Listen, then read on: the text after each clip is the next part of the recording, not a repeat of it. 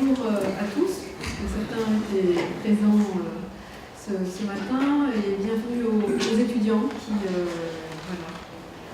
se sont inscrits. Juste pour information et pour information de notre conférencier, les étudiants, vous pouvez lever la main.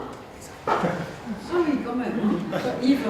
Oui, les étudiants, j'ai vu. Bravo, c'est beau. Voilà. Bien, donc je vais faire juste une toute petite introduction très rapide. Alors d'abord, je vais parler aux étudiants. Tous les autres savent exactement tout ce que je vais raconter là, vous le savez déjà, mais voilà, les étudiants savent exactement dans quel cadre finalement a lieu cette conférence. Donc tout d'abord, moi je parle en qualité, non pas, oui je suis prof ici, vous savez à peu près tous quoi, mais je parle en qualité de président de l'Institut des civilisations arts et lettres, qui est un institut de recherche, un des instituts de recherche de l'université.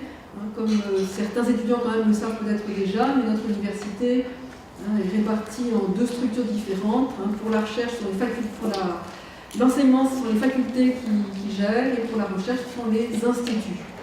Et donc l'Institut des civilisations arts et lettres accueille toutes les recherches qui se font, enfin c'est un institut qui émane en fait de la faculté FIAL, et accueille toutes les recherches qui se font en littérature, en histoire de l'art, archéologie, musicologie.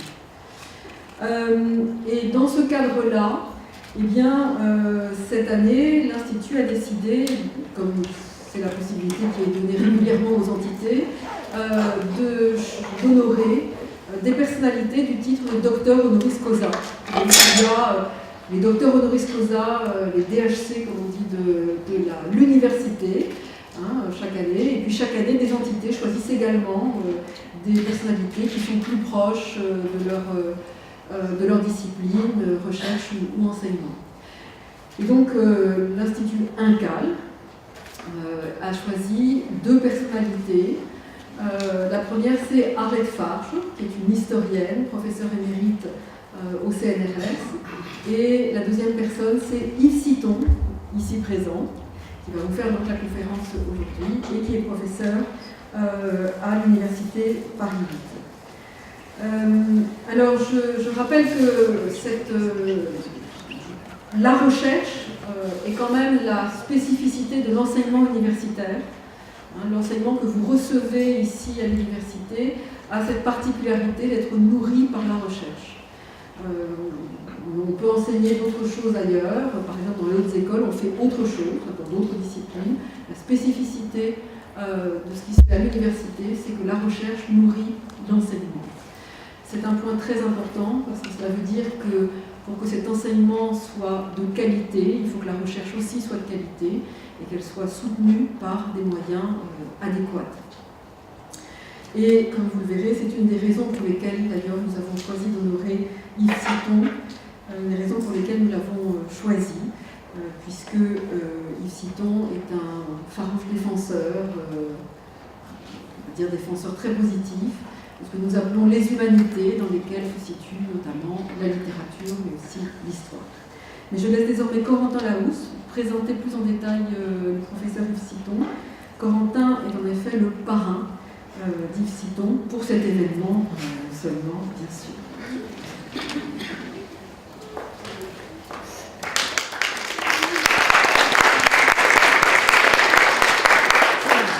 Donc voilà, je ne vais vraiment pas être long pour pouvoir laisser la parole à Yves Citon, mais je vais l'introduire en quelques mots.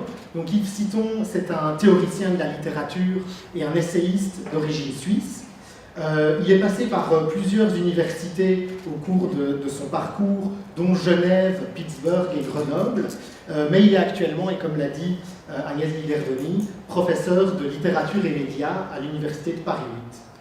Donc après des travaux consacrés à l'histoire du discours économique, ses recherches l'ont dirigé vers l'étude de l'imaginaire spinoziste des Lumières, ainsi que vers la théorie littéraire, mais aussi vers le jazz, l'économie des affects, le pouvoir et les pouvoirs même de scénarisation, l'archéologie des médias, et ici je fais référence au dernier ouvrage qui est paru à l'automne passé, qui s'intitule Médiarchie, ou bien il s'est également intéressé à des auteurs comme Charles-François Tiphaine de la Roche, Léopold de la Fresne du Pataquet, non, je ne l'invente pas, Isabelle de Charrière, mais aussi, et ça vous parlera peut-être un tout petit peu plus, Jean-Jacques Rousseau, Denis Diderot ou encore André Chénier. Mais donc Yves Citon est par ailleurs l'auteur de livres et de nombreux articles consacrés à l'imaginaire politique de la modernité occidentale.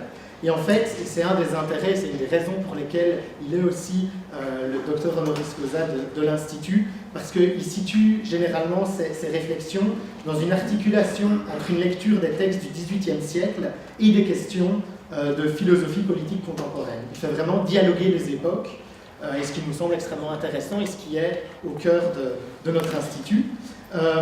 Mais son ouvrage qui a connu le plus de retentissement, ou en tout cas qui en a connu vraiment pas mal, c'est celui paru en 2007 et qui s'intitulait « Lire, interpréter, actualiser, pourquoi les études littéraires ?» Et le livre, dont je vous recommande chaleureusement la lecture, en fait répond à la question de son sous-titre, en proposant notamment un plaidoyer pour les lectures actualisantes, mais qui cherchent dans les textes de hier de quoi faire réfléchir sur les problèmes d'aujourd'hui et de demain. Et la démonstration, donc, qui est articulée en 14 chapitres et scandée en 58 thèses succinctes, invite à considérer que loin d'être condamnée à rester une discipline poussiéreuse, image qu'elle peut parfois avoir dans notre société, les études littéraires peuvent devenir le lieu d'une indiscipline exaltante au centre des débats les plus brûlants de notre actualité. Et donc Yves Citon invite ainsi à penser le rôle déterminant que sont appelées à jouer les activités d'interprétation au sein de nos sociétés contemporaines. Et je pense que la conférence d'aujourd'hui s'inscrit dans la lignée de cette perspective, même si elle va sûrement partir dans d'autres directions. Et donc voilà, je vous laisse la parole et merci beaucoup pour votre présence.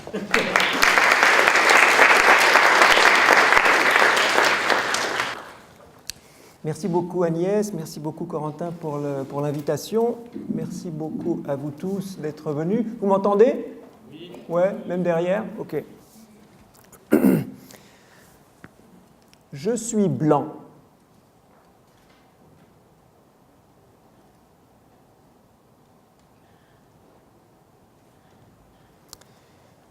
Je suis un peu dans une sorte de désarroi aussi, parce que, comme vous le disiez, je viens d'avoir un poste à Paris 8, une université qui est au nord de Paris, dans ce qui s'appelle des banlieues. Et pour cette année, en septembre, on m'a demandé de faire un cours de licence 1 d'introduction aux études littéraires. Donc, moi, c'est très important, il me semble, licence 1, introduction aux études littéraires, c'est un devoir et un privilège de pouvoir faire ce type de cours. Et j'arrive en classe et je commence par poser quelques questions aux étudiants. Et la première question que je leur pose, c'est qu'est-ce que c'est pour vous que la littérature? Et j'aimerais bien que vous réfléchissiez un petit peu pour vous, pour chacune de vous, la littérature, qu'est-ce que c'est? Et après, je vais vous donner quelques hypothèses ou quelques retours que j'ai eus qui me mettent à la fois dans le désarroi et dans une sorte de stimulation pour essayer d'en faire quelque chose. Mais la question que je vais vous proposer derrière cette petite réflexion d'aujourd'hui, c'est est-ce qu'il est possible d'enseigner la littérature à quelqu'un qui n'aime pas déjà la littérature? Et franchement, je ne sais pas, mais j'aimerais bien en discuter avec vous. Et il me semble que, alors que vous soyez déjà enseignant de littérature, je pense que c'est un problème qu'on a tous en tant qu'enseignants. Si vous êtes étudiant, peut-être que vous avez comme une de vos perspectives futures de devenir un jour enseignant de littérature, mais en tant qu'étudiant, ça m'intéressera aussi d'avoir vos retours. J'imagine que vous êtes déjà des étudiants avancés, donc si vous n'aimiez pas la littérature, vous ne seriez pas où vous êtes maintenant. Mais peut-être que vous me donniez un petit peu, j'espère qu'on aura, même s'il y a beaucoup de monde, qu'on aura l'occasion d'avoir une petite discussion dans la deuxième partie, vous me donniez un petit peu vos retours, comme vous êtes un peu intermédiaire entre peut-être de futurs enseignants, peut-être pas, et en tout cas des étudiants actuels. Donc c'est cette question. Est-ce qu'on peut enseigner la littérature à quelqu'un qui ne l'aime pas déjà? Alors, pourquoi je me pose cette question? Parce que lorsque je posais la question au premier jour de mes étudiants de Paris 8, il y en a une bonne partie qui viennent dont je m'aperçois qu'ils écrivent déjà des poèmes ou des fanfictions ou qu'ils ont des passions de lecture, et là il n'y a aucun souci, mais il y a une grande partie d'étudiants qui viennent et qui me disent par exemple qu'eux, ils ne lisent pas de livres. Ce qui n'est pas un crime, moi, il n'y a aucun problème à ne pas lire de livres. Dans un cours de littérature, et quelqu'un qui a choisi, en principe, une licence de lettres, ça surprend un petit peu a priori. Et après, on s'aperçoit que, par exemple, ils lisent des mangas, qu'ils adorent les mangas. Et moi, malheureusement, je suis nul et je ne connais pas bien les mangas. Et mon problème, à partir de là, c'est d'essayer de me dire qu'est-ce qu'on peut faire avec un enseignement de littérature qui puisse être assez ouvert pour que justement il ne s'adresse pas qu'aux 3 étudiants ou aux 5 étudiants ou aux 10 étudiants qui font déjà des fanfictions, qui lisent déjà plein de choses avec plaisir et qui sont déjà dans ces dynamiques de lecture-écriture. Et alors à partir de ce problème qui est de nouveau à la fois un désarroi, à la fois un défi, ce que j'ai compris dans ce qu'était la littérature pour eux, et de nouveau, eux, c'est un pluriel, ça veut dire qu'il y a des niveaux, des attentes, des besoins, des désirs très différents. Il y en a certains pour lesquels je dirais que la littérature, enfin, de nouveau, ce n'est pas la littérature, c'est le mot littérature. Ça renvoie à quoi, le mot littérature? Et pour certains, il me semble, je dirais, c'est comme un vélo, une moto, une auto, un métro. Ça existe, on l'utilise, ça nous fait des choses, ça nous fait voir des pays, ça nous permet de nous déplacer, ça nous permet, voilà, c'est une évidence qu'il y a des choses qu'on nomme littérature et qui nous permettent de faire des belles choses, donc d'aller dans des beaux endroits. Il y en a une autre catégorie pour lesquelles c'était plutôt des calèches ou des fiacres. On sait que ça existe. On peut utiliser aussi bien une calèche qu'une moto pour aller au cinéma, mais de fait, on ne l'utilise pas trop parce que ça s'utilisait avant et le mot littérature a quelque chose d'un petit peu daté. Ce n'est pas mon monde. Moi, mon monde, j'ai plein de plaisirs culturels, mais littérature, c'est un petit peu comme un fiacre par rapport à un vélo ou à une moto. Il y en a d'autres, il me semble, là c'est moi qui interprète leur réponse, pour lesquels c'est plutôt une Rolls-Royce. À savoir, bon, on sait que ça existe aussi, mais ce n'est pas nous qui allons aller dans une Rolls-Royce pour, voilà, nous on a un vélo ou on prend le métro. Et puis il y en a d'autres pour lesquels il me semble que c'est un petit peu des skis de fond, à savoir, c'est vraiment pas pratique, ça fait suer, on se casse la figure, on se fait insulter quand on ne dit pas les bonnes choses, etc. Donc pourquoi on ira en ski de fond alors qu'il y a des métros et des vélos pour se déplacer plus rapidement? Donc ça, c'est un petit peu les retours que j'ai cru percevoir sur les perceptions de la littérature. Et moi mon envie, je ne sais pas si c'est... oui, en tout cas, c'est une envie, c'est que tout le monde puisse avoir le type de plaisir et le type d'exaltation intellectuelle que moi, et je sais pas mal d'autres amis ou collègues, ont en pratiquant la littérature. Et donc le défi, c'est de se dire comment on va pouvoir non seulement intéresser la partie de la classe qui sont déjà convaincus, mais les autres. Moi, je suis blanc.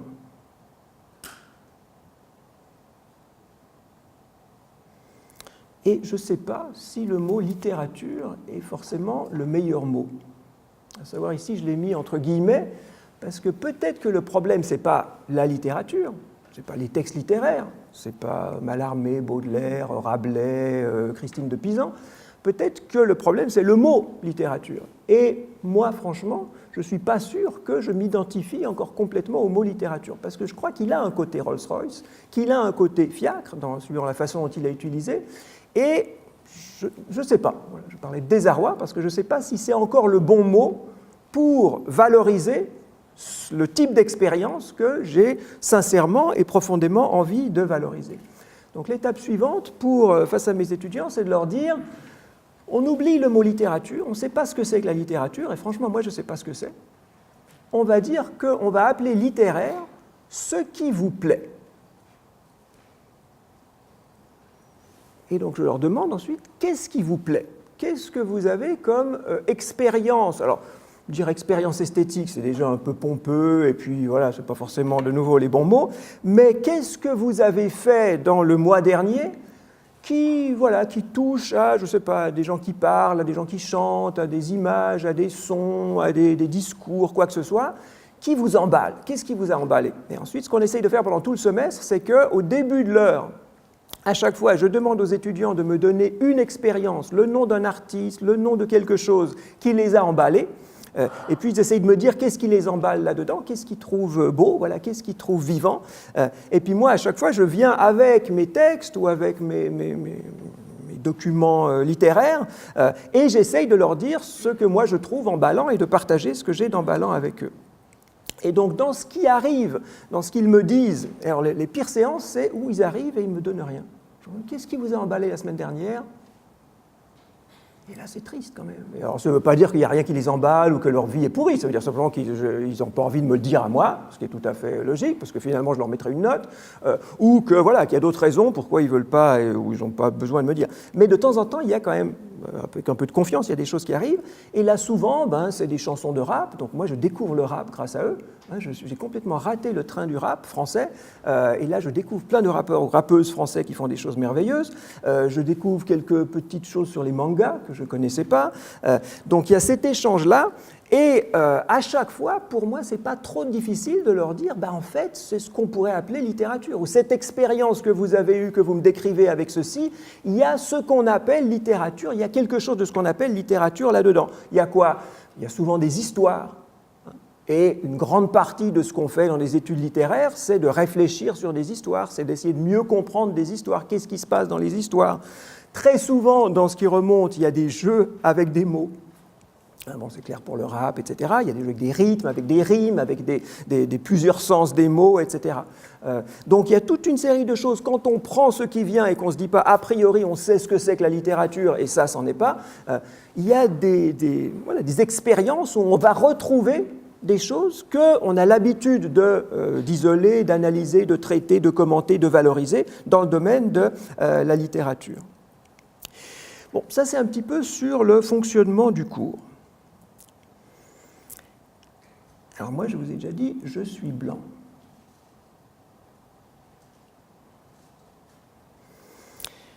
La littérature, je ne sais pas ce que c'est. Je comprends qu'il soit possible de la définir par un corpus, mais ça m'intéresse plus de la définir par un certain type d'attention.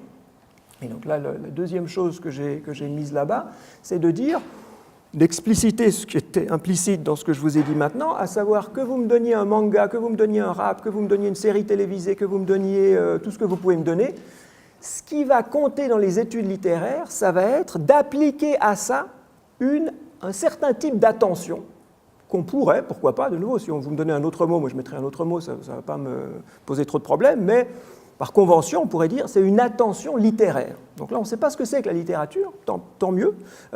On sait, ou on croit savoir, on essaye d'expliquer ce que c'est qu'une attention littéraire. Une certaine façon, qu'est-ce que ça serait que les études littéraires ? Ça serait une certaine façon de lire tout texte, et pas seulement une lecture des textes littéraires. Alors, c'est quoi une certaine façon de lire les textes de façon littéraire ? On pourrait dire rapidement de lire entre les lignes, d'essayer d'interpréter des textes plutôt que simplement de les lire, de lire plus lentement, de relire. Tout ça, c'est différentes façons qu'on a déjà beaucoup développées dans les études littéraires. Si on garde le prisme de l'attention, on pourrait dire que dans un premier temps, c'est se sensibiliser ou se rendre attentif à quoi ? Aux signes, aux mots, aux phrases, etc., etc. Donc se rendre attentif aux signes. Souvent, quand on regarde une série télévisée, souvent quand on écoute un rap, etc., ce qui nous emballe, on sent la mélodie, on sent le rythme, on chantonne des choses dans nos têtes, ou alors on pense aux personnages, on pense à ce qui se passe, on est impliqué dans une histoire, mais on peut toujours faire attention aux signes, on peut toujours faire attention au type de mots qui sont employés, à comment l'histoire est construite, etc. Donc faire attention aux signes, comme signes. Faire attention aux détails. D'habitude, quand je demande à mes étudiants, ils me disent « Tiens, il y a cette série qui est vraiment géniale » et ils me la racontent un petit peu, ils ont quelques minutes, donc ils me racontent les grandes lignes, et après, ça devient intéressant quand on rentre dans des détails. Et de nouveau, cette lecture littéraire qui est plus calme, qui est plus ralentie, etc., c'est une attention aux petites choses qu'on ne voit pas, parce qu'il y a des choses qui sont évidentes, qui s'imposent à nous, qui s'imposent à notre attention, des choses qui s'imposent à notre attention. En termes techniques, on appelle ça des saillances. Ça, par exemple, c'est une saillance. Vous n'avez pas pu ne pas faire attention à ce bruit. On est câblé de telle façon que lorsqu'il y a un bruit à partir d'un certain volume, oui, même les gens de l'autre côté de la porte qui interviennent, hein, c'est vraiment les saillances, ça dépasse les frontières et les portes. Mais ça, la saillance, il faut bien vous rendre compte que c'est une aliénation. Vous avez été dominé de façon complètement non contrôlable par vous, par le geste que j'ai fait. Quand vous marchez dans une ville et que vous avez des posters à droite et à gauche avec des inscriptions, ce sont nécessairement, pour vous qui êtes alphabétisés, ce sont nécessairement des saillances parce qu'on ne peut pas passer à côté de mots dans une langue, un alphabet qu'on comprend, sans avoir le regard nécessairement attiré par ça et sans commencer à lire. Même qu'on le sache ou non, qu'on le veuille ou non, il y a quelque chose qui nous attire. Les psychologues font plein d'expériences là-dessus pour le prouver. De même, lorsque vous voyez maintenant, je ne sais pas si c'est le cas en Belgique, mais je sais que c'est le cas à Paris, des écrans de publicité qui ne sont pas simplement des posters en papier, mais des images, c'est des écrans de télévision, si vous voulez, qui bougent, vous ne pouvez pas ne pas faire attention à une image qui bouge. De nouveau, parce que c'est notre cerveau qui est né dans les forêts avec des ours et des serpents, on doit faire attention aux ours et aux serpents, donc quand on marche et qu'il y a une image qui bouge, eh ben, c'est peut-être un ours et un serpent, donc on ne peut pas ne pas le regarder. Donc tout ceci, c'est notre attention qui est contrôlée de l'extérieur par des saillances. Et lorsque je dis faire attention aussi, faire attention aux détails, on voit que c'est quelque chose d'autre, c'est une attention qui vient de nous, que nous portons, alors soit sous contrainte, parce qu'il y a un prof qui vous dit il faut regarder ce mot, etc. Bon, ça c'est une sorte de contrainte extérieure pour vous pousser à faire ça, mais l'idée de construire une attention littéraire, c'est justement que ça vienne de nous, qu'on développe non seulement la capacité, mais surtout le goût à construire une attention qui vienne de nous, qui regarde des signes, qui regarde des détails. Troisième terme que j'ai envie de mettre, qui nous rend attentifs aux nuances, aux nuances. Ben oui, c'est du rouge, d'accord, c'est du rouge. Et après, par rapport à l'arc-en-ciel, ça va un petit peu vers l'orange ou ça va un petit peu vers le violet. L'arc-en-ciel, c'est que des nuances. Et les mots qu'on a pour les couleurs ou nos perceptions habituelles, la façon en tout cas dont on en rend compte, c'est de catégoriser ça à travers rouge, jaune, violet, etc., etc. De faire attention aux nuances. En musique, on parlait de musique tout à l'heure, de faire attention aux petites. Voilà, c'est cette note-là, mais cette note-là, elle peut avoir une toute petite modulation. Ça aussi, c'est central dans l'attention littéraire. Et attention à tout ce qui est implicite, à tout ce qui est dans la signification, mais qui n'est pas explicitement dit, etc. Donc, qu'est-ce que ça serait que l'attention littéraire? C'est une certaine attention qui vient de nous, et qui doit venir de nous par plaisir. Moi, il me semble que c'est vraiment important, et qui doit venir de nous par plaisir pour découvrir dans ce qui nous est donné, que ce soit un rap, que ce soit un manga, que ce soit un texte littéraire, forcément aussi, pour découvrir plus que ce qui soit s'imposait à nous sous forme de saillance, le titre du livre, soit s'imposait à nous sous forme d'évidence. Entre la saillance et le détail, il y a l'évidence. D'habitude, on lit pour lire ce qu'il y a d'évident dans le texte. Alors, bon, tout ceci. Dernière remarque sur ces histoires d'attention, si vous réfléchissez à ce que c'est que tout ce que j'ai dit, non seulement le corpus des textes littéraires, mais les séries télévisées, les films, les mangas, les raps, etc., on pourrait dire que tout ça, c'est toujours nous, lecteurs, auditeurs, spectateurs, qui sommes attentifs à quoi? Qui sommes attentifs à... c'est nous qui sommes attentifs à une attention. Prenons l'exemple d'un roman. Qu'est-ce que c'est qu'un roman? C'est une voix narrative qui nous dit quelque chose, qui nous raconte quelque chose, qui nous raconte une histoire, qui nous donne des descriptions. Mais lorsque je lis un roman, je suis attentif à l'attention, mettons, d'un narrateur. Et cette attention d'un narrateur dans le roman, souvent, elle est elle-même attentive à l'attention d'un personnage. Qu'est-ce que le personnage voit? Qu'est-ce qu'il pense? Etc., etc. Donc non seulement on peut dire que l'expérience littéraire, c'est être attentif aux signes, aux nuances, aux détails, etc., mais c'est être attentif à une attention humaine qui raconte une histoire, qui filme une histoire, qui dessine une histoire, etc., etc. Donc on peut assez facilement mettre de l'attention dans tout ce dont on parle lorsqu'on parle de littérature. Et donc, une première proposition que je vous propose, c'est les études littéraires, ça nous apprend à être plus attentifs, mieux attentifs, différemment attentifs. Et ça serait une première chose. Voilà, moi je vous propose ça, on verra après ce que vous en pensez. Et être plus attentif, mieux attentif, différemment attentif, ce n'est pas exactement la même chose, mais on pourrait dire l'un ou l'autre. Je suis blanc.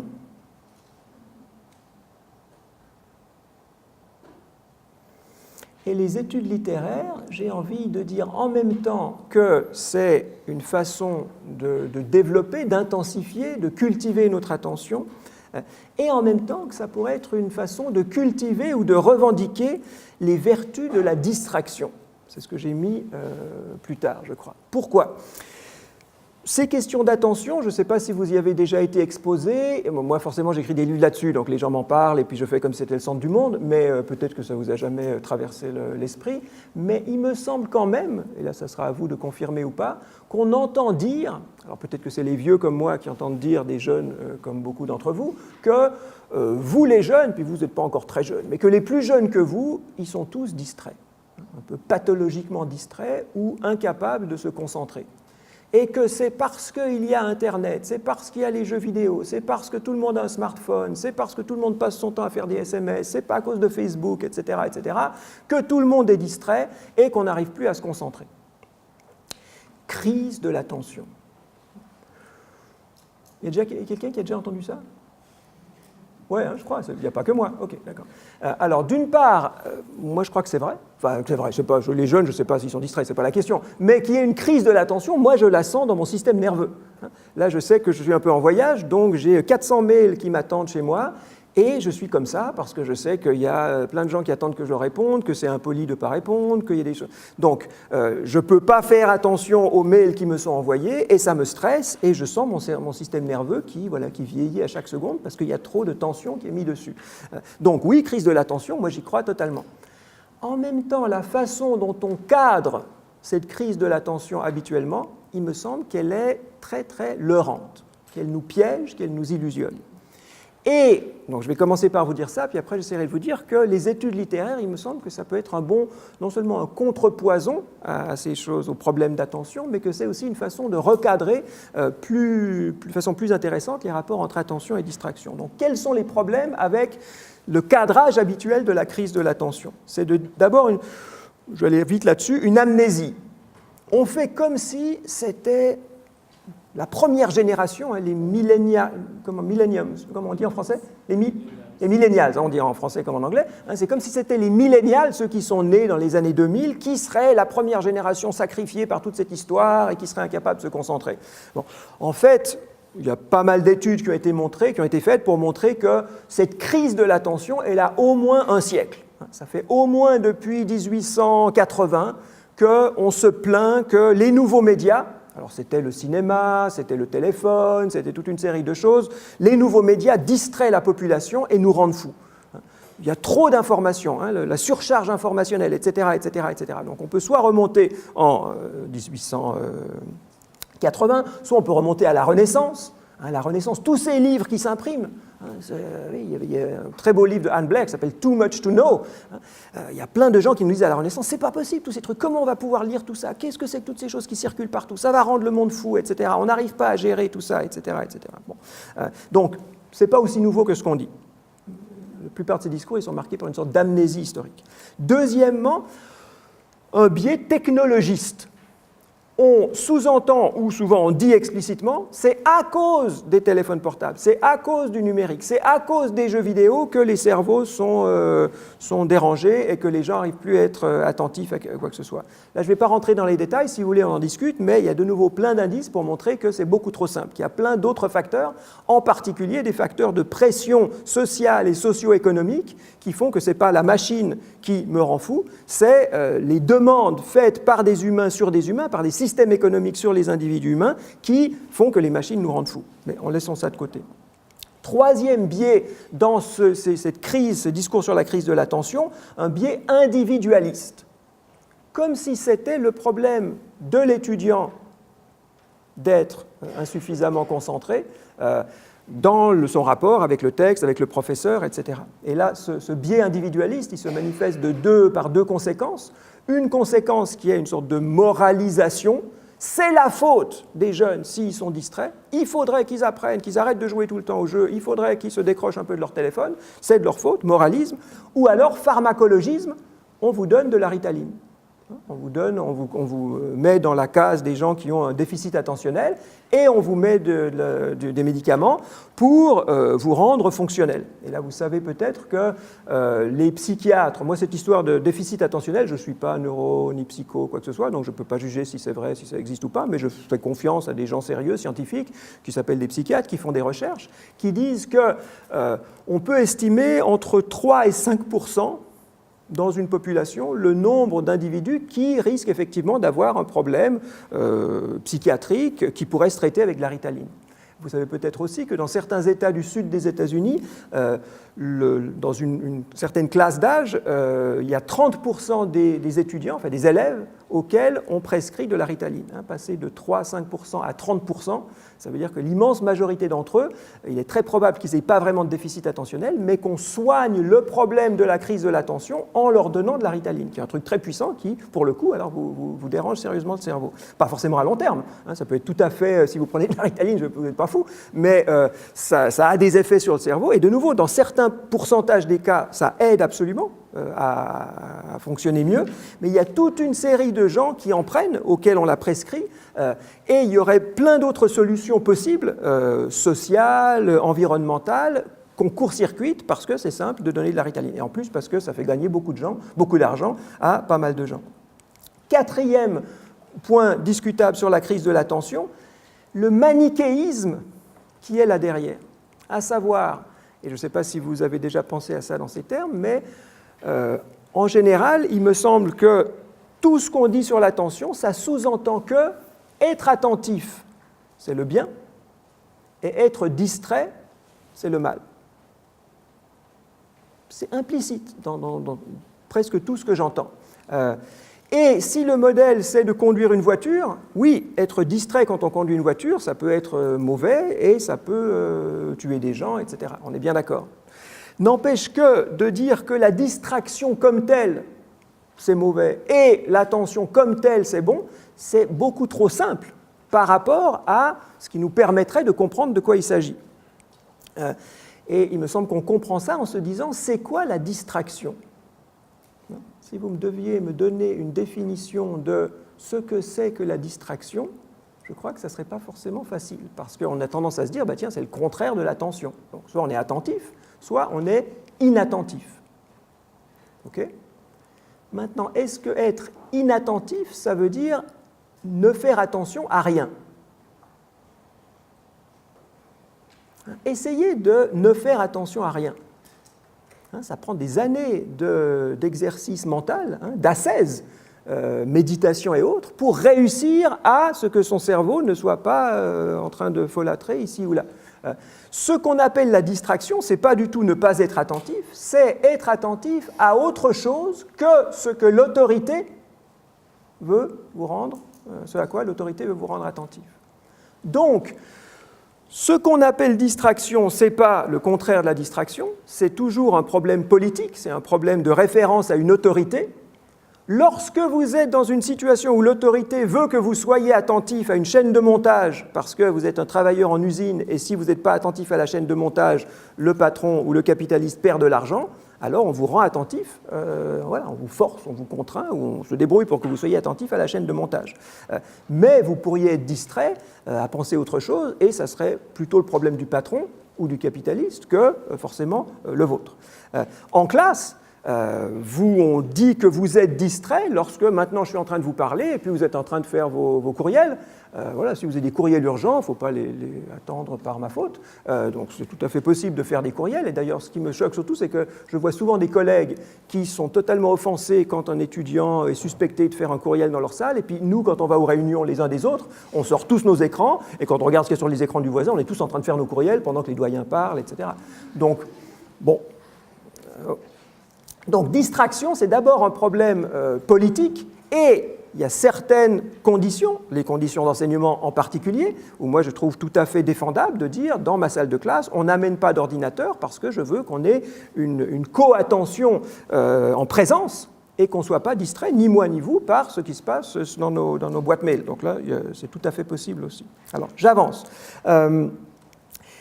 Vous connaissez peut-être Roland Barthes, qui était un théoricien de la littérature, un critique très fin de la fin du XXe siècle. Dès le début de ses travaux, il revient sur une figure qui traverse toute son œuvre, qui est que lorsqu'on lit un livre, les moments les plus intéressants sont souvent ceux lorsque notre regard se lève au-dessus du livre. Lire, ça veut dire lire les lignes, lire les pages. Et Barthes dit oui, mais lire, c'est aussi essentiellement se distraire, distraire son regard des lignes. Et puis lui, il dit voilà, lever les yeux ou regarder par-dessus le livre, etc., etc.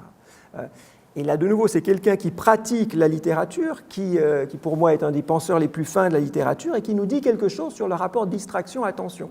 C'est pas que soit on est un bon élève attentif, soit on est un mauvais élève distrait, c'est que le lecteur littéraire, c'est peut-être pas vrai de tous les lecteurs, mais le lecteur littéraire, il a un œil qui regarde le texte, et puis il a toujours un œil qui regarde autre chose. C'est une lecture un peu stéréoscopique où on pense à des choses qui sont dans nos têtes, on pense à notre environnement, on regarde notre environnement. Et ce qui va faire la signification du texte, ça va être justement cette attention et cette distraction ensemble, cette attention au texte qui doit être aussi intense que possible, et cette distraction qui doit inscrire le texte dans notre vie, dans notre expérience, dans notre histoire, dans nos conflits politiques, dans nos idéologies, etc.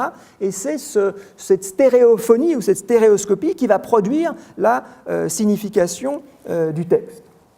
Donc, l'attention littéraire, c'est à la fois quelque chose qui nous rend plus attentifs aux détails, aux nuances, etc., etc., et c'est quelque chose qui inclut une certaine forme de détournement, de distraction, d'aller voir ailleurs pour en ramener quelque chose qui va fertiliser le texte. Alors, je vous dis dès le début que je suis blanc. Et maintenant, j'aimerais qu'on revienne là-dessus et que vous me disiez comment vous avez interprété ça. Je dis quoi quand je dis que je suis blanc? Qu'est-ce que je peux bien vouloir dire? Vierge. Ok. Est-ce que c'est la première chose à laquelle vous avez pensé quand je vous ai dit « je suis blanc » ? Quelqu'un qui dit non à côté de vous? Vous pensez à quoi? Moi aussi, pour être honnête. Il me semble que quand on dit... Enfin, je ne sais pas, mais je suis très content que ça ait déjoué ma prédiction. Vous avez commencé par parler de virginité. Je faisais l'hypothèse, mais vous allez confirmer ou pas, que la première fois que je dis « je suis blanc », la première chose qui nous vient en tête, c'est une affaire de couleur de peau.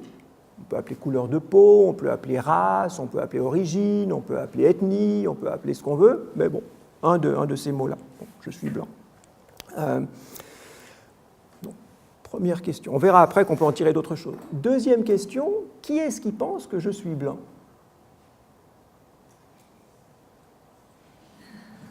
Ok, il y en a un au moins, d'accord. Okay. Peut-être qu'il y en a d'autres, mais qu'on n'a pas besoin, c'est une question idiote. Voilà, non. Donc, bon. Tout à l'heure, je vous disais, la littérature, je ne sais pas ce que c'est.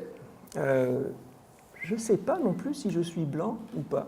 À savoir, si vous me dites couleur de peau, enfin, j'ai pas de papier, là, il y a un papier blanc.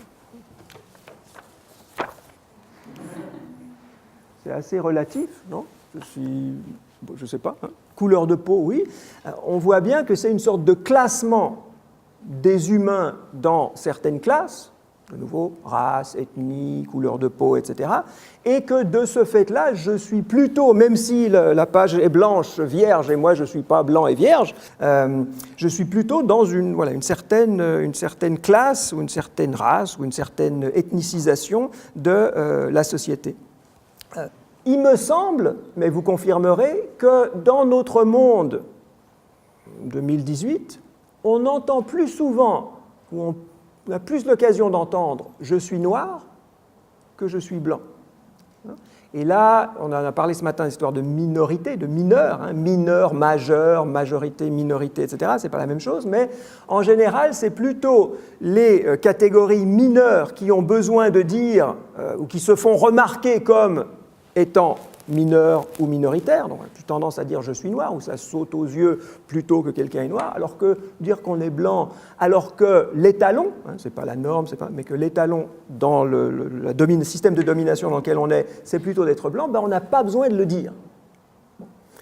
Donc moi, ça m'intéressait de dire je suis blanc parce qu'il se trouve qu'à Paris 8, c'est la première fois dans mon expérience, j'ai enseigné aux États-Unis, j'ai enseigné en Suisse, j'ai enseigné à Grenoble, etc., où j'ai une majorité d'étudiants qui, justement, ne sont pas blancs dans le type de catégorisation qu'on peut faire. Et je crois, je ne suis pas prophète, et franchement je ne sais pas du tout, mais j'imagine et je crois, parce que après ce qu'on dit, ça risque d'être le cas, que d'ici quelques générations, quelques décennies, une sorte de quasi-homogénéité ethnique, couleur de peau, etc., comme on peut l'avoir ici, ça sera plutôt l'exception, et qu'on va vers un monde qui se créolise, se métisse, appelons ça comme on veut. Et donc, est-ce que la littérature est une notion de blanc pour blanc? Il y a Aimé Césaire, il y a Étienne Glissant, il y a plein de gens qui diront pas du tout, parce qu'ils ont fait vivre la littérature, ils sont au cœur de la littérature, et voilà, et la littérature, elle est aussi bien la leur que la nôtre. N'empêche que, enfin, moi, en tout cas, je me pose la question. Et c'est pour ça que j'ai dit cette phrase « je suis blanc », qui n'était pas en fait, enfin si, je l'ai dit, mais c'est une citation d'un texte de quelqu'un qui s'appelle Christophe Tarcos, qui était un auteur français qui a commencé à écrire dans les années 1990, qui est malheureusement mort très tôt, autour de, je crois, je n'ai pas la date exacte, mais autour de 2010, je crois, et qui a fait toute une série d'interventions poétiques et de publications qui ont été réunies depuis ce moment-là et qui sont sorties et que je vous conseille parce que moi je trouve ça vraiment d'une puissance de bouleversement énorme.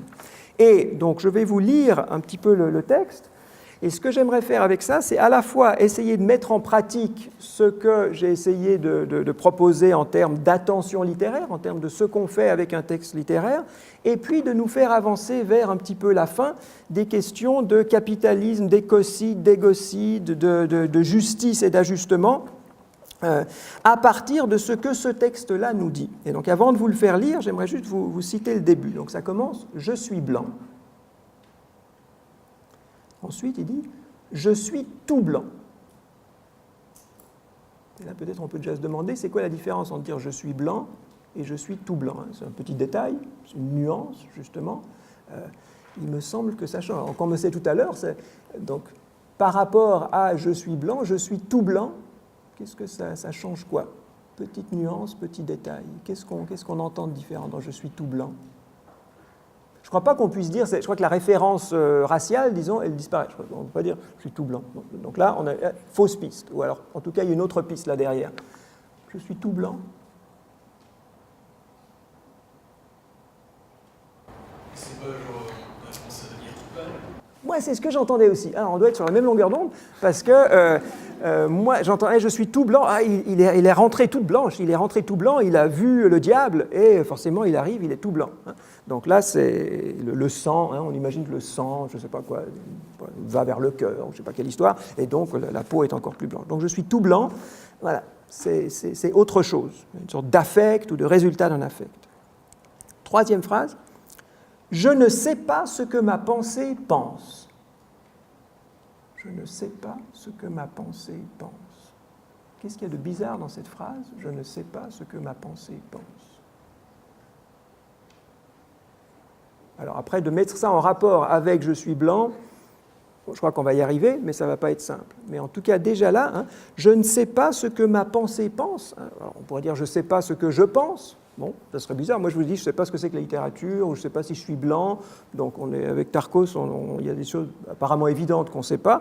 Mais entre dire, je ne sais pas ce que c'est que la littérature, et je ne sais pas ce que je pense, ça serait déjà plus bizarre. Et je ne sais pas ce que ma pensée pense. De nouveau, c'est des petites nuances, c'est des tout petits détails, mais qui deviennent significatifs à partir du moment où on a une attention littéraire.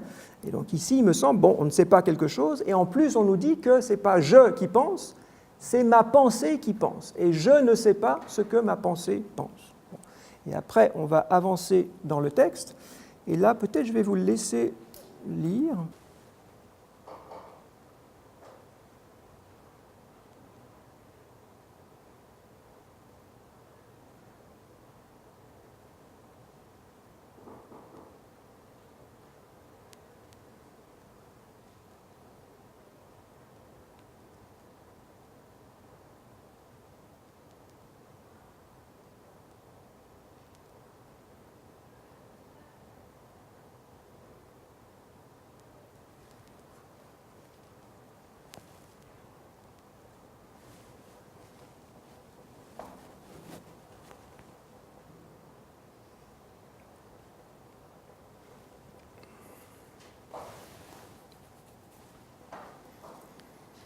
Alors, on n'a pas 3 heures, donc je vais, si vous avez été au bout, on pourrait passer, ça serait ça, hein, une attention littéraire, ça serait se dire, on a 3 heures pour, en sachant pertinemment qu'on ne va pas épuiser ce texte, parce qu'il demandera beaucoup plus que 3 heures, même s'il est bref, mais je crois qu'on pourrait passer 3 heures là-dessus. On va aller plus vite, malheureusement, et ce que j'aimerais faire, c'est d'abord regarder avec vous les récurrences de la référence au blanc. Donc on a « je suis blanc », on avait prévu, on a vu la deuxième chose « je suis tout blanc », et puis, vers le milieu du texte, vous voyez, donc ma pensée, je pense sans pouvoir savoir, elle peut penser ce qu'elle veut, je suis blanchi.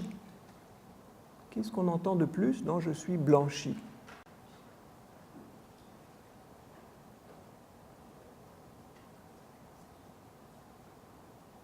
Qu'est-ce que ça ajoute qu'on n'a pas encore dit il y avait blanc, il y avait virginité, il y avait émotion, il y avait ethnie, race. Voilà, innocenté, hein, une affaire d'accusation, de culpabilité, de jugement en tout cas, et je suis blanchi, ça veut dire on m'avait accusé de quelque chose, et en fait je suis innocenté, je suis blanchi. D'accord ? Si vous regardez dans la suite, de nouveau ça revient, je suis tout blanc, puis 3 ou 4e ligne avant la fin, je suis entièrement blanchi. Je suis entièrement blanc. De nouveau, petite nuance. Qu'est-ce que ça veut dire être blanchi ou être entièrement blanchi? D'accord. Et alors à la fin, je suis d'une grande blancheur. Moi, cette dernière phrase, je suis une grande blancheur, je ne sais absolument pas comment l'interpréter. Blanchi, on voit, etc. Là, peut-être vous pouvez m'aider, je ne sais pas ce que c'est. Qu'est-ce que ça veut dire? Je suis d'une grande blancheur. C'est typique de Tarkos, où il fait une sorte d'expression qui est à la fois évidente et à la fois d'une simplicité, d'une platitude un peu maladroite, et donc moi je ne sais pas quoi faire. Bon, c'est une grande blancheur. Maintenant, on pourrait, si on était littéraire, on pourrait essayer de jouer sur les mots et de voir que certains mots fonctionnent sur plusieurs niveaux. Par exemple, au milieu du texte, vous avez « elle », c'est ma pensée, « elle me détache ». Elle me détache, donc à la fois elle me sépare, elle me coupe de moi, et puis elle enlève les taches. Blanchi, on voit la lessive, etc., qui lave mieux, donc ma pensée me détache, donc peut-être que je suis tout blanc parce que la pensée a enlevé les taches, peut-être, d'accord ? Donc on a toutes ces références au blanc qui se développent et qui vont de différents côtés d'émotion, de culpabilité, d'innocence ou d'innocentement. Et on a quand même cette histoire que je ne sais pas ce que ma pensée pense et qu'il y a de la pensée qui, en moi, me fait quoi ? Elle fait que je ne peux plus juger. Je ne peux plus juger de ma pensée. Et je suis entièrement blanchi. Ma pensée me devance. Elle est loin devant. Elle est laissée. Elle se balance comme elle l'entend. Je suis entièrement blanchi. Dire si ce qu'elle pense est juste et fini. Je ne juge plus. Elle pense. Je suis entièrement blanc. Je suis d'une grande blancheur. Est-ce que cette présence insistante du jugement à la fin, vous pouvez jouer avec? De nouveau, moi j'aimerais qu'on déploie du temps pour jouer avec. On a dit qu'on n'allait pas finir trop tard, donc si quelqu'un ou quelqu'une a une ou deux suggestions pour voir qu'est-ce qu'on peut faire avec ce rapport entre pensée, jugement et blancheur, et un « je » qui a commencé par dire qu'il était blanc, Si quelqu'un veut essayer de jouer avec ça, parce que pour moi c'est ça la littérature, c'est de jouer avec ces choses et de voir ce que ça nous fait, ce que ça nous dit, ce qu'on peut construire avec ça, comme une sorte de Lego, en se disant que, alors je ne sais pas, de nouveau, idéalement, ça pourrait vous parler un petit peu, ça pourrait vous toucher un petit peu ces mots-là, ou pas, je ne sais pas, ça serait mon échec. Oui. Je ne sais pas si je vais vraiment répondre à votre question, mais un truc qui me choque, c'est aussi l'utilise je ne juge pas et je ne juge plus. Il y a quand même une différence fondamentale. Splendide. Hein, ça c'est, alors merci. Hein, ça c'est, vous êtes sensible à un détail. Je ne juge pas, je ne juge plus. Moi, j'étais grossier avec mes gros sabots. Je suis venu jugement, négation du jugement. Bon. Mais vous rentrez dans la nuance, le détail. Bon, il y a deux négations du jugement. Il y a je ne juge pas, et puis je ne juge plus. Le résultat, c'est le même, c'est que je ne juge pas, mais je ne juge plus. Ça veut dire avant je jugeais, et maintenant je ne juge plus. De même que blanchi, je suis blanc, c'est différent de je suis blanchi. Je suis blanc, c'est je suis blanc, et puis je suis blanchi, c'est j'étais pas blanc, et je deviens blanc. Et donc cette temporalité, on n'en avait pas encore du tout parlé, et peut-être que j'aurais pu passer sur le texte en vous pointant différentes choses, sans du tout justement faire attention à ça, et c'est votre sensibilité, votre questionnement, votre approche qui, de nouveau, pourrait et devrait nous pousser à relire tout le texte en se demandant quand est-ce qu'il y a du présent, je suis blanc, je ne sais pas hein, ce qu'elle veut, ou alors quand est-ce qu'il y a des références au passé, avec en particulier le plus, hein, je ne peux plus la juger, je ne la juge pas, elle fait ce qu'elle veut, etc., etc. Je ne juge plus. Très bien. Donc là, on voit que ces petits mots, ces petites nuances, ça introduit un avant et un maintenant, en tout cas. Avant, il y avait du jugement, maintenant, il n'y en a plus. Ok. Sauf que je me juge moi-même, je suis exemplaire parce que je ne juge plus. Donc il y a quand même une forme de renversement du jugement. D'accord. Où est-ce qu'il est exemplaire? Où est-ce qu'il dit qu'il est exemplaire? Je suis d'une grande blancheur. Ah, voilà. Donc là, moi, je ne sais pas ce que ça veut dire d'une grande blancheur. Donc d'une grande blancheur, ça veut dire exemplaire. D'accord, d'accord. Oui, très bien. Hein. Ça, je crois que c'est tout à fait dans le texte. Je suis entièrement blanc, je suis entièrement blanchi, je suis d'une grande blancheur. Effectivement, j'avais quelque chose qui n'était pas blanc. Maintenant, je suis exemplaire au sens où je suis entièrement blanc et d'une grande blancheur. Et d'accord, très bien. Parce que je ne juge plus, peut-être. D'accord. Maintenant, est-ce que si on revient à ce dont on était parti, à savoir quand je vous ai dit je suis blanc depuis le début, la première image ou les premières associations que vous aviez en tête, c'était sur des histoires de nouveau ethnie, etc. Moi, je vais vous proposer quelque chose, vous me direz si vous êtes d'accord ou pas, de remplacer blanc par européen. Je crois que ce n'est pas complètement aberrant, c'est problématique, mais ce n'est pas peut-être complètement aberrant. Et vous pouvez me dire pourquoi pas, mais moi je vous proposerai ça. Il me semble que je suis blanc au sens ethnique, au sens, je ne sais pas, par exemple colonisateur ou européen ou autre, on l'avait au début et dans notre monde, hein, c'est difficile non plus de ne pas le garder en tête, même si on est blanc soi-même. Et si on essaye de réinscrire ces affirmations et ces rapports entre pensées, hein, je suis, je pense, je suis, je juge, je pense, je juge. Ça vous fait penser à quelqu'un? Alors, je vous ai préparé un peu le terrain, hein, mais bon, mais j'ai pas dit quand même. Bon, mais bon, je crois que, voilà, moi je ne voulais pas parler de Descartes ou de philosophie, je crois que voilà, je pense, je suis, etc. Il y aurait peut-être une présence là derrière, mais de nouveau, ça c'est tout le travail littéraire. Est-ce que Descartes est là? Non, parce qu'il n'a pas parlé de Descartes, et moi je ne sais pas si Tarkos était fasciné par Descartes. En même temps, il se trouve que utiliser les mots « je pense » de la façon dont il les utilise, « je suis »,« je pense », etc., ça résonne dans des contextes, ça résonne dans des traditions, dans des évidences, de nouveau, que certaines classes et certains degrés de niveau d'études parmi nous trouvent évident. Et donc, si on se dit, ben, ça commençait par la blancheur qui est une référence à, qui peut être en tout cas une référence à certaines populations de la planète, si dans ces populations, au début ou accompagnant un certain mouvement d'expansion, on a eu une certaine pensée qui articulait une forme de maîtrise et une forme d'identité à une sorte d'ancrage dans la pensée, quelqu'un qui nous dit « je ne sais pas ce que ma pensée pense » et qui décrit cette pensée comme quelque chose d'extérieur sur lequel il n'a, pour ainsi dire, aucun contrôle, qui le conduit à dire « je ne sais plus maintenant ce que je fais », qui le conduit à sortir de la capacité même de jugement, moi, il me semble que ça peut résonner avec un certain nombre de choses qu'on dit alors aujourd'hui.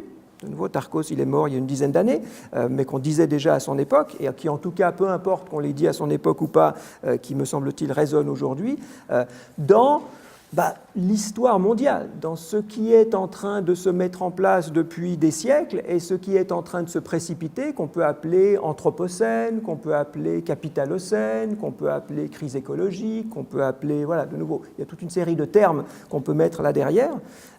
Et quelqu'un qui dit « je suis blanc, européen », qui pose la question de penser, savoir, vouloir, ne pas savoir ce qu'on fait, ne pas savoir ce qu'on veut, ne plus juger, etc., etc.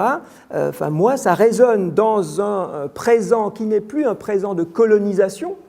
Enfin, si, il y a encore des armées américaines, des armées françaises qui sont au Moyen-Orient, donc oui, il y a encore quelque chose qui ressemble un peu à de la colonisation, mais il me semble que ce n'est pas ça qui est majoritairement le problème. Il y a des conséquences de la colonisation qui sont un système économique mondial sur lequel il y a un capitalisme attentionnel, il me semble, dans lequel on baigne tous. C'est quoi ce capitalisme attentionnel ? Et il me semble que dans une certaine mesure, alors très détournée, Tarkos, il nous parle aussi un petit peu de ça. Ce que j'appellerais capitalisme attentionnel, c'est le fait que le régime socio-économique dans lequel nous baignons tous, il a une orientation qui elle-même se multiplie en plein d'orientations différentes. Donc ça, c'est très beau qu'il y ait une multiplicité, mais là derrière, il me semble que de plus en plus, il y a une orientation qui est d'aligner toutes nos attentions sur le profit actionnarial. C'est la caractérisation que je vous propose de notre époque historique. Le développement de la colonisation sous forme de capitalisme financier, de nouveau, qui commence au XVe siècle, XVIe siècle, XVIIe, etc., etc. Ce mouvement de très long terme, il aboutit aujourd'hui, mais de façon très précipitée, très accélérée et très puissante, à aligner nos attentions sur une préoccupation qui est le profit actionnarial. Ma pensée blanche, capitaliste, pense le profit actionnarial même sans moi. Même si je ne le veux pas, il se trouve que même lorsque je fais des cours de littérature, il y a quelque chose en moi, que je le veuille ou non, qui me pousse vers cette orientation du côté du profit actionnarial. Je dirais que c'est le mot d'ordre de professionnalisation qu'on intègre partout dans l'éducation aujourd'hui. Je ne sais pas dans quelle mesure c'est le cas aussi en Belgique, mais j'imagine que on vit sur une planète et que je crois que c'est le cas un petit peu partout, alors à des degrés très divers, ce n'est pas du tout homogénéisé, mais en tout cas en France, c'est très clair qu'on nous bassine avec ces histoires de professionnalisation qui d'une part ne sont pas idiotes du tout, parce que c'est vrai que trouver du travail pour payer son loyer, ce n'est pas une mauvaise idée, donc oui, c'est pas du tout sans importance, mais c'est importance à l'intérieur d'un certain cadre de pensée qui justement présuppose que tout est orienté vers la croissance du PIB, que tout est orienté en dernière analyse vers le profit actionnarial, et que cet impératif de professionnalisation, c'est dans le cadre des systèmes d'éducation une des manifestations multiples de ce capitalisme attentionnel.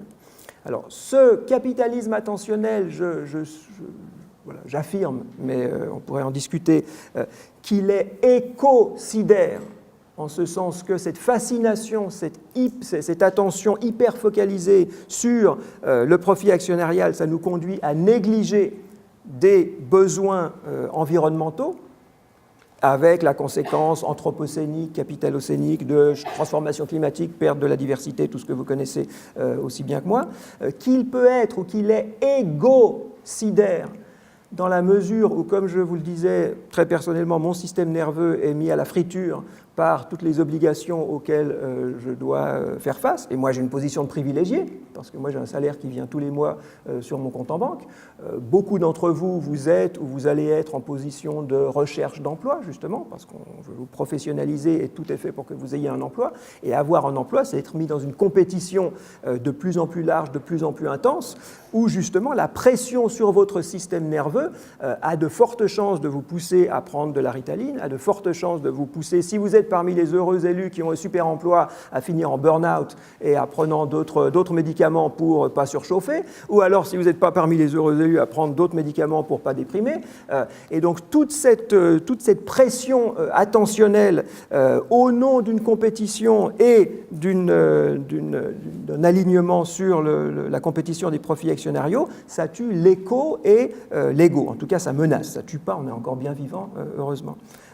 À l'intérieur de ça, qu'est-ce qu'elles peuvent faire, les études littéraires? D'abord, nous rendre attentifs à la pluralité des attentions. Je disais, le danger du capitalisme attentionnel, c'est sa monomanie. Toute la diversité de ce qu'on fait, ça doit s'orienter et ça doit contribuer au PIB, ça doit contribuer au profit actionnarial, à la compétitivité, etc. Donc, ce que nous expérimentons en lisant des textes littéraires, c'est qu'on est toujours attentif à des choses différentes pour des raisons différentes. Que être attentif à un texte, ce n'est pas la même chose qu'être attentif à une musique.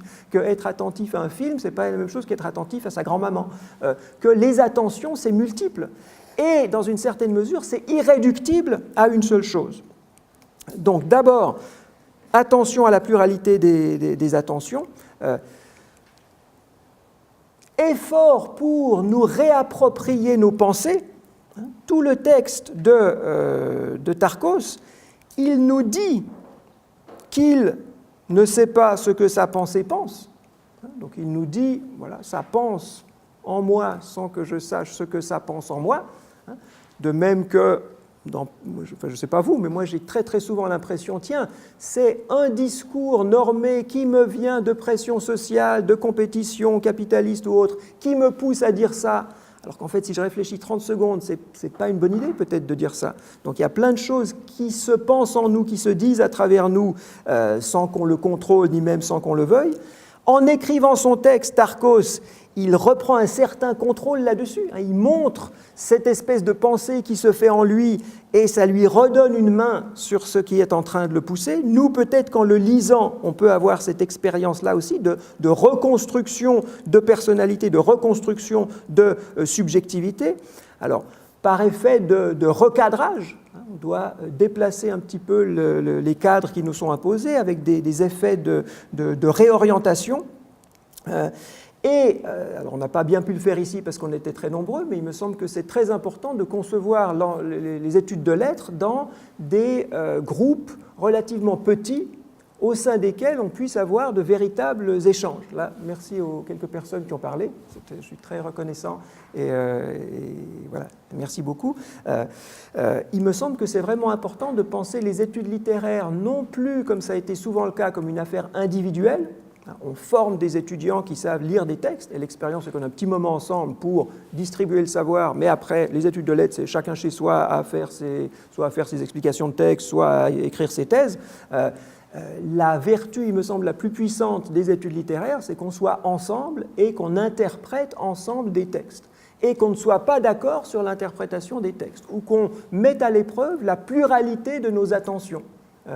J'imagine que lorsque moi je dis je suis blanc, c'est peut-être pas la même chose que lorsque certains d'autres d'entre vous disent je suis blanc. On a tous une expérience différente de ce que c'est que la couleur de peau, de ce que c'est que la classe, de ce que c'est que la pensée, de ce que c'est que l'innocence, le jugement, etc.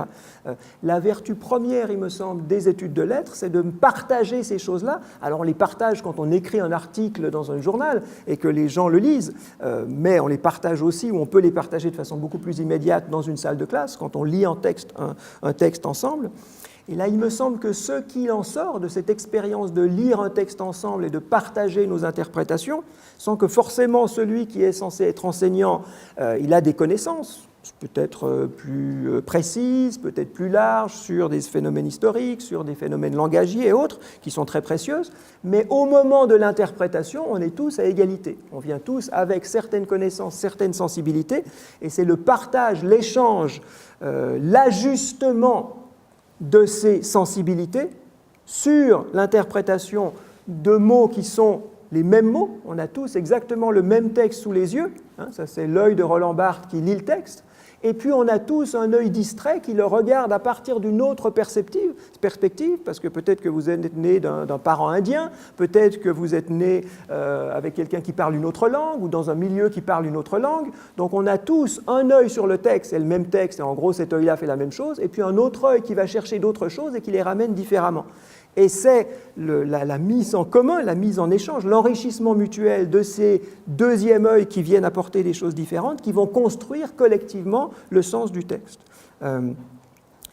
En ce sens, je conclus là-dessus, la littérature, si ça veut dire quelque chose, l'expérience littéraire, si on veut garder ce terme-là, il me semble qu'on peut le prendre comme ce qui nous emballe.